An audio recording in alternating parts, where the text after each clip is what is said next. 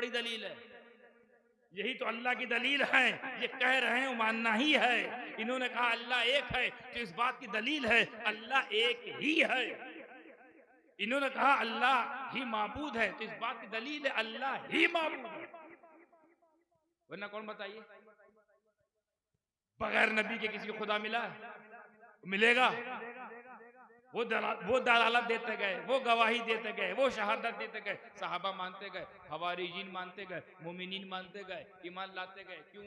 उनमें से किसी ने अल्लाह को नहीं देखा, उनमें से किसी ने अल्लाह को नहीं महसूस किया।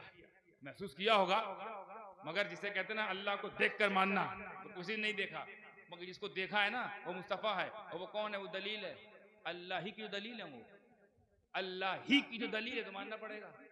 अच्छा, एक नुक्ते की बात बताऊं, फिर आगे बढ़ता हूं। उलमा की भी खास तवज्जो इस नुक्ते पर। जरा तसव्वुर कीजिए, जिब्रील आए, सूरह कौसर दे गए, इन्ना अतैनाकल कौसर फसल्लि लिरब्बिका वनहर इन्ना शानिअका हुवल अबतर, ये दे गए। अब ये किसके बीच की बात है? अल्लाह, जिब्रील, मुस्तफा, ये तीन के अलावा कोई जाना नहीं जाना। किसके मुंह से निकल रहा है साहबा के सामने? मुस्तफा जहां रहमत के मुंह से निकल रहा है। क्या निकल के आ रहा है? इन्ना अतैनाकल कौसर फसल्लि लिरब्बिका वनहर इन्ना शानिअका हुवल अबतर। अरबी में है ना। और रसूल पाक जब हदीस बयान करते थे, अपनी बात बयान करते थे, वो किस लैंग्वेज में? अरबी में। हदीस भी अरबी में, कुरान भी अरबी में, दोनों अरबी में है। और दोनों मुस्तफा की जुबान से सादिर हो रहे हैं, दोनों मुस्तफा जाने रहमत की जुबान से ही निकल रहे हैं। कुरान भी, हदीस भी, कुरान भी, हदीस भी। अब हम ये कैसे समझे कि कुरान कौन सी है? भाई कुरान भी अरबी में, हदीस भी अरबी में। अब ये कुरान का हिस्सा है, ये हदीस का हिस्सा है, ये फैसला कब होता है? ये फैसला बहुत आसान जवाब है इसका। जिब्रील आए, मुस्तफा को सूरह कौसर दिया, और मुस्तफा जाने रहमत। अब आयत पढ़कर फरमाते हैं अभी जिब्रील आए थे और ये आयत पेश करके गए हैं। कौन सी आयत? इन्ना अतैनाकल कौसर फसल्लि लिरब्बिका वनहर इन्ना शानिअका हुवल अबतर। ये तो कुरान है, लेकिन नबी जो कह रहे हैं अभी जिब्रील आए, सूर्य कौसर दे गए। सूर्य कौसर तो कुरान है, पर अब जो मुस्तफा कह रहे हैं जिब्रील आए और ये आयत दे गए, ये कुरान है कि हदीस है? यानी ये तो कुरान की आयत है, लेकिन ये एड्रेस करना, ये बताना, ये पॉइंट आउट करना कि जिब्रील आए, ये तो कुरान नहीं है, तो हदीस है, नबी की कौल है।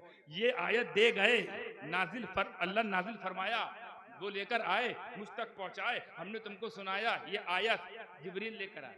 आयत तो कुरान है, बाकी जो बात बताई वो हदीस है, बाकी जो बात बताई वो हदीस है। अब आप गौर कीजिए, बगैर हदीस के कुरान नहीं मिल पा रहा है। अब तो समझो रसूल की अहमियत। बगैर नबी की जुबान के, बगैर नबी के कौल से कुरान नहीं मिल रहा। कुरान भी तब साबित होगा कुरान है जब मुस्तफा कहेंगे ये कुरान है। तो ये कुरान है कहना ये हदीस है, ये कुरान है कहना ये हदीस है। तो नतीजा ये निकल के आता है कि जब जब बगैर हदीस के कुरान नहीं मिल सकता, तो बगैर हबीब के रहमान कैसे मिल जाएगा? ये कौन सा रास्ता चल रही? डायरेक्ट वाला। डायरेक्ट तो कुरान नहीं मिला, डायरेक्ट कुरान वाला मिल जाएगा। ये कहां से हो सकता है? अब आइए वहां पर ले जाने की कोशिश करता हूं 10 मिनट में, जहां के लिए मैंने समा बांधा है। आप सोच रहे हैं मामला गौसे आजम का है, बात जो रसूल आजम की हो, क्यों नहीं होगी भाई? सारा खजाना तो वहीं से मिलता है, सारा जमाना उन्हीं का है, दाना दाना उन्हीं का है, हर एक घराना उन्हीं का है।